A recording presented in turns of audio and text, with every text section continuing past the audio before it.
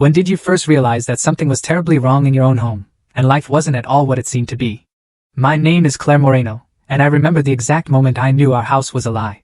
From the outside we were a picture: white picket fence, trimmed hydrangeas, Christmas lights. But inside the walls carried different sounds: late-night whispers, slammed doors, the quiet calculation of people pretending everything was fine. It started with small things. Keys moved from bowls I'd always used.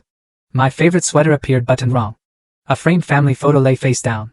Little irritations I blamed on tiredness. Then the pattern hardened. Mail disappeared. Bills I knew I'd paid were unpaid. Conversations I'd had in the kitchen were denied as if I'd dreamed them. When I asked, my husband Rob smiled and said, "You worry too much." My mother-in-law would laugh and change the subject. I thought I was losing my grip. The turning point was a Tuesday in October. I came home early from a meeting. The house was dark and Rob's car was gone, but the baby gate was latched and the laundry basket overturned. I called his cell. No answer. In the pantry I found a stack of mail with my name, eviction notices stamped weeks ago. My chest went cold. I logged into the family computer and froze. Messages between Rob and my mother-in-law glared back at me. She'll believe anything. Keep her confused. They weren't slips or jokes. They were a plan. I felt the floor tilt. Years of dismissals, the subtle undermining, finally formed a picture: gaslighting, isolation, a campaign to make me doubt my memory and sanity.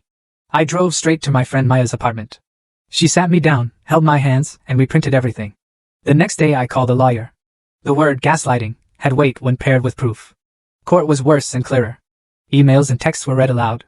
Rob's face turned white. My mother-in-law tried to joke past it. The judge did not laugh. Within weeks we were separated. I left with our daughter and a duffel bag because staying felt like staying inside a lie. What followed was messy: police reports, therapy, whispers at school pickup, but also clarifying. I learned to document, to trust my memory, to ask for help. Friends became family. A neighbor who once waved became the one who helped me pack boxes at 2 a.m. Sometimes people ask how I missed the signs. We tell ourselves comforting stories about normalcy. Abusers count on that charity. Now when I pass our old street I see the house differently, not as a monument to a life lost but as proof I can leave prisons built from familiarity. That moment in the pantry hurt like betrayal, but it began my freedom. If your home makes you doubt yourself, listen to the voice that says, "This is not okay." My daughter Nora sleeps easier now. I volunteer at a shelter to help others hear themselves again. Cost was high, but the reward is waking without fear.